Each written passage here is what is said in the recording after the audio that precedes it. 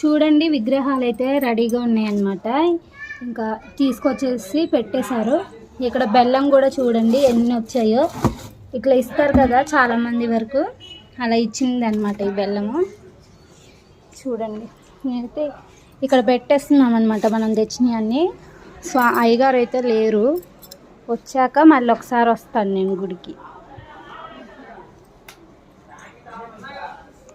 ఇవన్నీ కూడా ఇలాగా ఒక ప్లేట్లో అయితే సర్ది పెట్టేస్తున్నాను, ఎలాంటి కన్ఫ్యూజన్ లేకుండా. ఫ్రూట్స్ పెట్టేస్తున్నాను ఫస్ట్. ఇలాగ విడివిడిగా పెడితే కొంచెం అర్థం అవుతుంది కదా ఏమున్నాయి ఏం లేవనేసి.